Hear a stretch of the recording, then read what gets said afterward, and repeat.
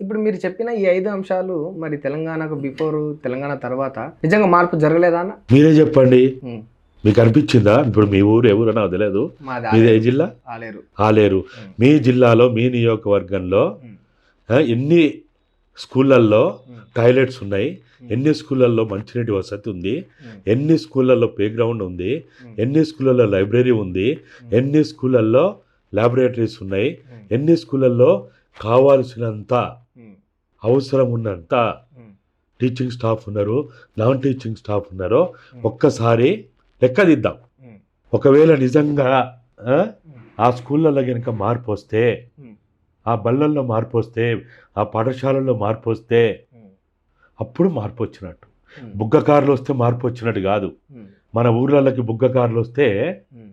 మార్పు వచ్చినట్టు కాదు. హ్మ్. కుయ్య కుయ్య అని మొత్తుకుంటూ ఆ, బూట్ల చప్పుళ్ళు వస్తే మార్పు వచ్చినట్టు కాదు. హ్మ్. మార్పు రావాలంటే అక్షరాస్యత రావాలి, మార్పు రావాలంటే ప్రశ్నించే గొంతుకి అవకాశం ఉండాలి, మార్పు రావాలంటే ఆ గ్రామంలో, ఆ పల్లెలో, ఆ బస్తీలో, ఆ వాడలో మనం చెప్పుకున్నటువంటి మాలవాడ, మాదిగవాడ, కుర్మవాడ, యాదవవాడ, లేకపోతే మున్నూరు కబ్బవాడ, ఇంకోటి ఏదైతే అంటావో హ్మ్. అక్కడ మార్పు రావాలి. మార్పు వచ్చింది అక్కడ. హ్మ్. గ్రామాల్లో శానిటేషన్ ఉందా? పరిశుభ్రత అనేది ఉందా? హ్మ్. ఇవాళ గ్రామాల్లో ఉన్నటువంటి వృద్ధాప్యంలో ఉన్న వాళ్ళు కనీసం వాళ్ళ పిల్లల పోషణ లేక, లేకపోతే ప్రభుత్వ సహకార చేయూత లేక ఎన్ని రకాల బాధలు పడుతున్నారో గ్రామాల్లో పోతే కనపడుతుంది. హ్మ్. దివ్యాంగులు ఎన్ని రకాల బాధలు పడుతున్నారో మనకు కనపడుతున్నది. హ్మ్. ఇంకా పిల్లల్ని నమ్ముకొని హ్మ్. బతకాల్సిన పరిస్థితి ఆదివాసీ ప్రాంతాల్లో ఉందంటే హ్మ్. ఇవాళ మనం అభివృద్ధి ఎక్కడుంది? మరి హాస్పిటల్ కరువు తీరింది, ఏమైనా వలసలు మారిందా? తీరినాయి, ఇవన్నీ వాళ్ళు చెప్తా ఉంటారు కదా అన్న. నా దృష్టిలో హ్మ్. బంగారు తెలంగాణ ఏదైతే వీళ్ళు అంటా ఉన్నారో, హ్మ్. ఇనుప సంఖ్యలు పోయి బంగారు సంఖ్యలు వచ్చినాయి. ఇట్లా ఇనుము బంగారమే మారింది తప్ప సంఖ్యలు అయితే మారలేదా? అంటే ఇనుమునైనా మనం ఇనుమునైనా సంఖ్యలను తెంచుకోవచ్చు, కానీ హ్మ్. బంగారు సంఖ్యలను తెంచుకోలేం. హ్మ్. అట్లా చాలా చేసిరంటారా? హార్డ్గా ఉంటుంది అది. అట్లా చేసిరంటారా? తెలంగాణను అట్లా చేశారు. హ్మ్. 9.5 సంవత్సరాల్లో హ్మ్. మీరు నాకు తెలిసి ఇంత విమర్శిస్తున్నారు అంటే ఇంత ఇన్ని రకాలుగా చెప్తున్నారు కదా అన్న.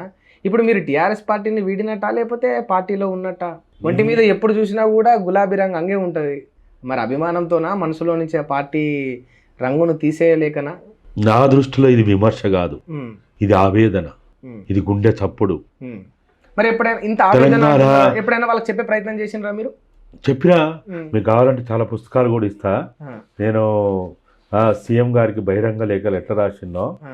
ఇది నేను రాసిన మొట్టమొదటి పుస్తకం దగాబడ్డ తెలంగాణ. దగాబడ్డ తెలంగాణ. 1997లో రాసిన ఈ పుస్తకం. ఓకే. హ్మ్. ఆ?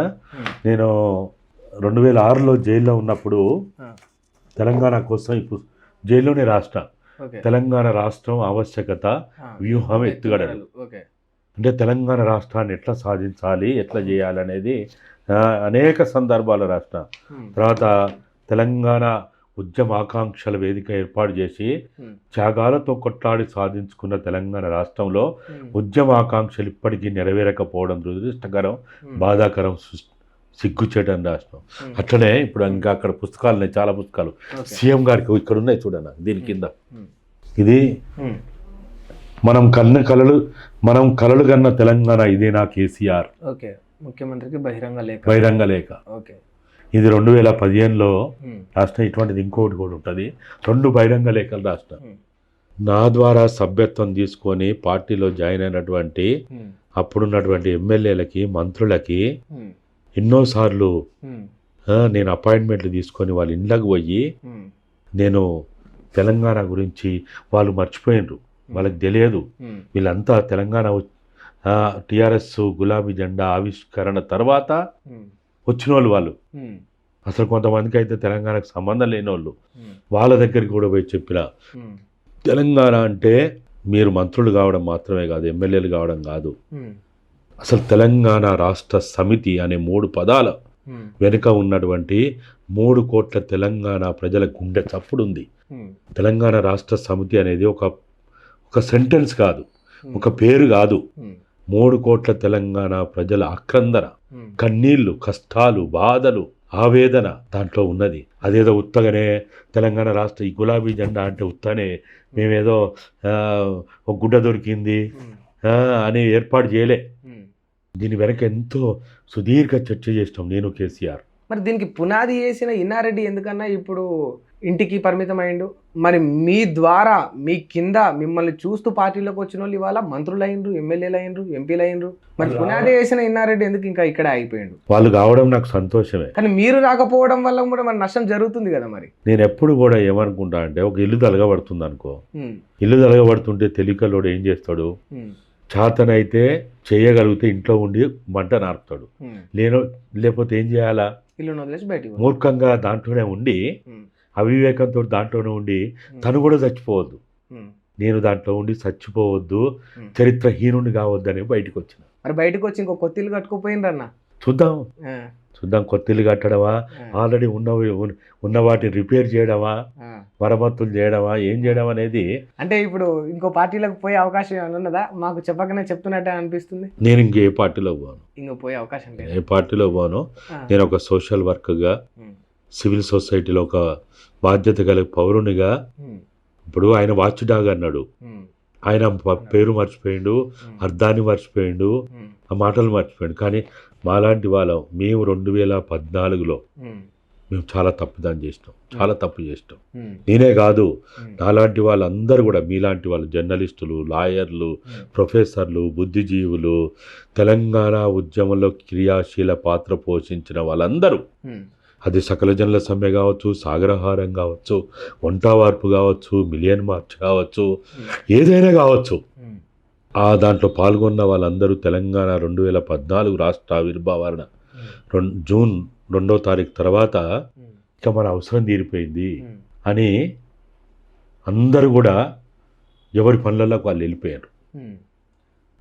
అది చాలా ప్రమాదాన్ని, 9.5 సంవత్సరాల నరకం అనుభవించాల్సిన పరిస్థితి వచ్చింది.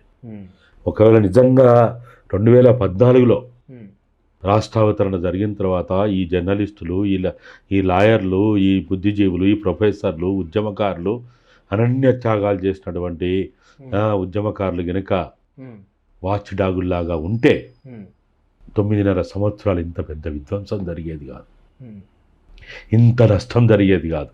కాబట్టి 2014లో ఏ తప్పిదం అయితే చేసినామో, ఇప్పుడు 2023 తర్వాత ఏర్పడ్డ కొత్త ప్రభుత్వ పాలనలో ఇప్పుడున్నటువంటి లాయర్లు, ప్రశ్నించే గొంతులంతా కూడా, బుద్ధిజీవులందరూ కూడా కనీసం 1 సంవత్సరమైనా వాచ్ డాగుల్లాగా ఉండకపోతే మళ్ళా తీవ్రమైన నష్టానికి గురయ్యే అవకాశం ఉంది. కాబట్టి తప్పనిసరి ఇదంతా కూడా పాత సీసాలో కొత్త సారా పోస్తాం. కానీ మీరు ఏమైనా పైనుంచి ఊడిపడ్డారా? ఇదంతా ఒక రకంగా చెప్పాలంటే అయితే కాంగ్రెస్ వారసులు, లేకపోతే టీడీపీ వారసులు, లేకపోతే ఇంకా ఏదో ఇతర పార్టీలకు సంబంధించిన వాళ్ళే. కానీ వీళ్ళేమన్నా నిజంగా, అందుకనే ఉద్యమంలో ఎప్పుడు చెప్పేవాళ్ళు, జయశంకర్ గారు కూడా ఎప్పుడు చెప్పేవాళ్ళు, ఎదిగొచ్చిన నాయకుడు ప్రజలతోటి ఉంటాడు, ఎగిరొచ్చిన నాయకుడు ఎప్పుడు కూడా ప్రజలకు దూరంగానే ఉంటాడు. కాబట్టి ఇప్పుడు అందరం ఈ నిరంకుశ పాలన పోవాలి, కుటుంబ పాలన పోవాలి, అప్రజాస్వామిక పాలన పోవాలి, లేదా అవినీతి పాలన పోవాలి, లేకపోతే ఇంకా ఏదైనా కావచ్చు. తెలంగాణ ఉద్యమ ఆకాంక్ష నెరవేర్చినటువంటి కేసీఆర్ పాలన 9.5 ఏళ్లలో 95 రోజులు సెక్రటరియట్లో కూర్చోనటువంటి ముఖ్యమంత్రి కావాలన్నా మనకి?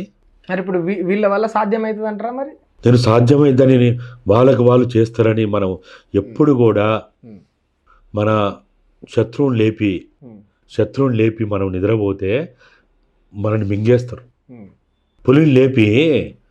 పులిని లేపి మనం గురకబెట్టి పంటే ఊకుంటుందా పులి? మనం తిని పడేస్తుంది. ఏం అసలు అంతు లేకుండా జాడ లేకుండా చేస్తుంది.